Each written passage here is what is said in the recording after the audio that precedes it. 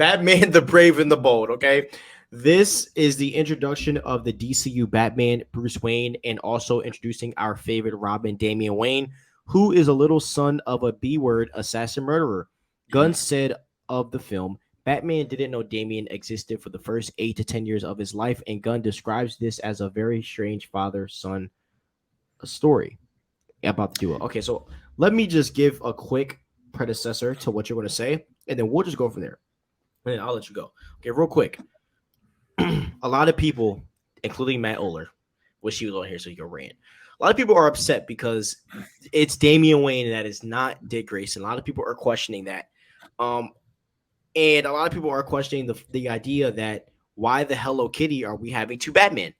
So here is what I have to say about that. And I know you have something to say about this too. We're probably going to be on this for the next like 10 to 20 minutes. Personally, my theory, I don't think James Gunn had a choice, to be honest. I do think that Zaslav might have pressed him and said, yo, this movie made me $1 billion. There ain't no way you're just going to cancel this. So you either are going to try to get him to become a part of your universe or he's just going to be standalone. And that's the way I see it. I see it happening because James Gunn expressed that he wanted Pattinson to be a part of it. He said that on Twitter. And then remember, Matt Reeves said that him and James Gunn were going to meet about it. And I believe that Matt Reeves didn't want to do it because that's not what he signed up for. He didn't sign up to be a part of it and extend the universe. So in response to that, they ended up doing this. And to be honest, I love it. Okay. I cried. I legit tears were coming to my eyes. I was on my lunch break crying. And I think this is a great look because of the trade-off. And the trade-off is Robin. Now, here's the reason why I believe they went with Damian Wayne. Number one, Robert Pattinson's Batman is in year 2. You want to make a Batman movie that is as far away from Robert Pattinson's Batman as possible. Because if you don't, fans are going to get conflicted and they're not going to understand what's going on. I also believe that Dick Grayson is going to be in the Batman 2 with Robert Pattinson. I think that's another reason why they did not go the Dick Grayson route with Batman. There has to be something tied into there. I just believe that through the thick of my skin. But I think the main reason is because you don't want to have a year 3 Batman in freaking the Batman 2 and then like a year 5 Batman in the DCU because fans just be like, what the heck is going on? Like, I just don't understand. Versus you have a Batman that's about 36 years old-ish, still in prime body mode with a son, and then we're going to get other characters like Nightwing, like Batwing, like Batwoman, like Red Hood. I mean, it's going to be introducing the Bat family. So there's a lot, going on there. But yeah, that's kind of my explanation to all that. So the floor is yours, my brother.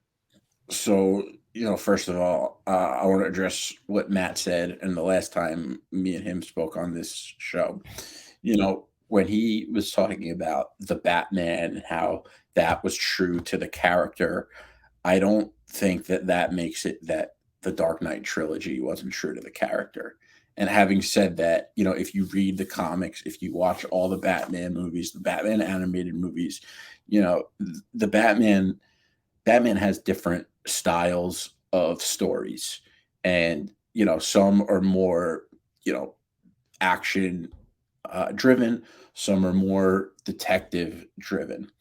And I do think that in the DC studios, and kind of going off of the Batgirl thing being canceled, the movie being canceled, I think that we're going to see a more action driven Batman, which makes room for the Bat family because the Bat family is obviously very action driven.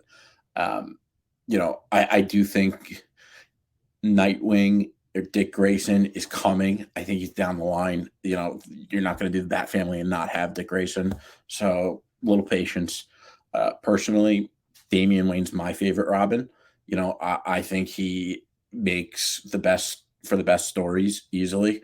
And I do think that it's going to be a bit of an older Batman, kind of again going against what they initially said about younger and maybe younger actors. But, if Damian Wayne is already 8, 10 years old or maybe even older, Batman, when Damian Wayne was born, Batman was already an experienced Batman. So I think that yeah, he's going to be a bit older.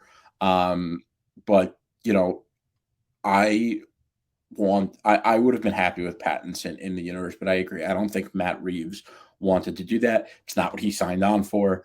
Everyone loved the Batman. Zaslav was not going to let that up. I agree with you. I don't think it was. I think it was out of his control, and I think we got a great fucking setup. We're gonna have two Batman franchises going at the same time. Like, if you're a Batman fan, how do you not like that? Seriously, it's the best of both worlds. We're gonna have an action-driven, fucking theatrical, insane Batman, and we're gonna have the detective Batman on the side. Um, you can't ask for a better setup. You're gonna tell me you're a real Batman fan and you only want one Batman franchise? Why the fuck? Like, two times Batman, two times fun, right? It's that simple. I like that it is not, like I said before, like, it's not a substitute Batman. It's not a Batman that's just there to fill the void. I think they're going to do it right. And Damian Wayne, that's going to be dope. And then down the line, they'll introduce the Bat family. I don't know if I agree that Dick Grayson or Robin will be in the Batman 2. If there is, cool. If there isn't, I'm okay with that. It's an interesting prediction for sure.